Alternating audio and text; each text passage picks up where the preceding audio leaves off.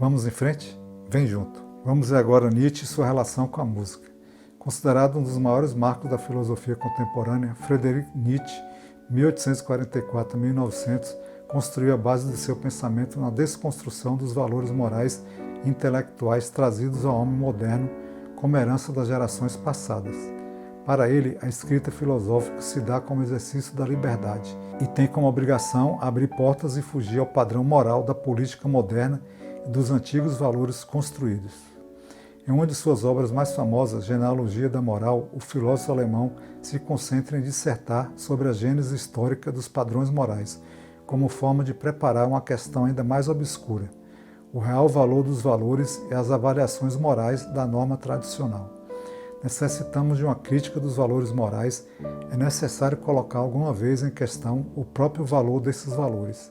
E para isso se tem necessidade de ter conhecimento das condições e circunstâncias das quais surgiram aqueles valores, nas quais se desenvolve e modificam a moral.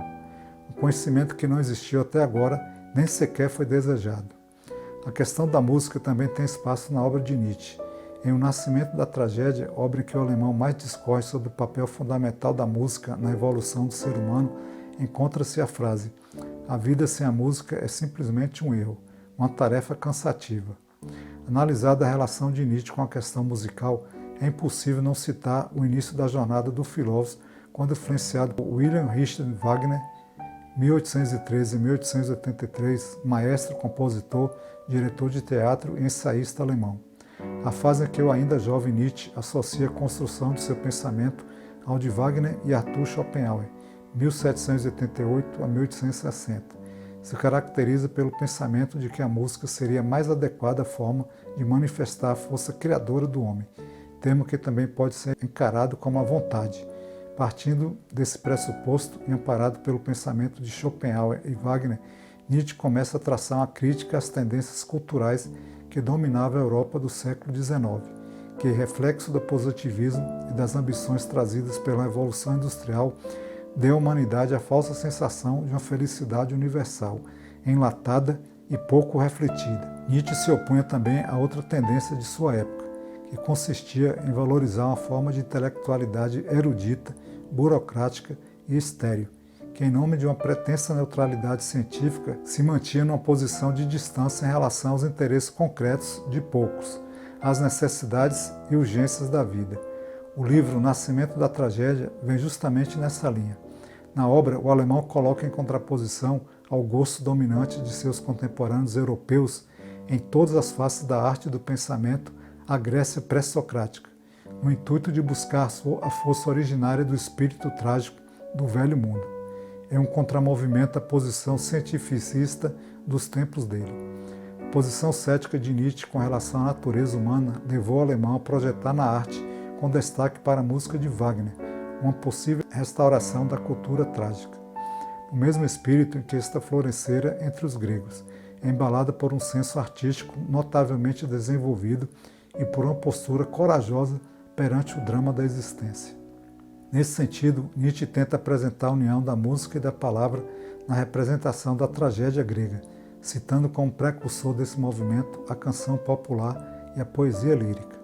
Enquanto a música gera as imagens, as palavras procuram imitar a música, explica Nietzsche, e a canção popular nasce como um espelho musical do mundo. As estrofes formam uma profusão de imagens à medida que as palavras procuram refletir o mundo e imitar a música.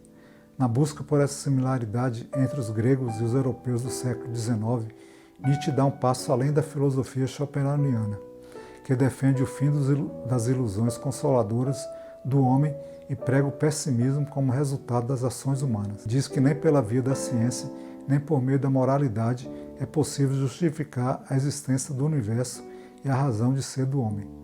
O nascimento da tragédia a partir do espírito da música. Encontra nesse diagnóstico a situação cultural da Europa, seu horizonte de compreensão. É nessa primeira obra de Nietzsche que ele inicia uma argumentação filosófica acerca das figuras gregas Apolo e Dioniso, a dialética que põe frente a frente a figura dionisíaca, que representa o impulso humano, e Apolínea, que representa o limite moral das ações dos homens. Sob a figura desses dois deuses gregos, Nietzsche tece seu argumento de que essa contradição entre os dois polos está presente em todos os homens, como símbolo intuitivo das duas forças que exercem constantemente pressão na experiência humana. Nessa dialética entre Apolo e Dionísio, o resultado ou a síntese é a tragédia grega, como resultado da força cega do destino e da figura do herói. As argumentações fundamentadas nessa primeira obra de Nietzsche irá amadurecer o filósofo para suas argumentações posteriores. Apoiado na poesia, na melodia e na busca eterna pela forma mais verdadeira de expressão, Nietzsche apostou na música como um dos caminhos para encontrar a liberdade. Agora, nosso amigo Nietzsche. Hein? A gente viu então aqui que nessa primeira abordagem, já falando agora de Nietzsche, né? A gente viu como Nietzsche busca a desconstrução dos valores morais e intelectuais. Né? Nietzsche bateu muito nisso. Né? E ele acreditava que a escrita filosófica, fazer filosofia, se dava com o exercício da liberdade. Né? Ou seja, era um exercício de liberdade fazer uma escrita filosófica, falar sobre filosofia. Ele era um crítico ferrenho dos valores morais, né? E aí o texto aborda um pouco da ligação de Nietzsche com a música, né? Nietzsche achava que a música era a forma mais adequada de manifestar a vontade criadora do homem, uma vontade que depois ele passou a chamar vontade de potência, né? Ele batia muito no modelo vigente à época, depois a Revolução Industrial, e ele batia nessa falsa sensação de felicidade universal, né? Que era uma felicidade enlatada e pouco refletida. Era como se os homens estivessem meio abestalhados, né? E Nietzsche tinha uma posição muito cética em relação à natureza humana.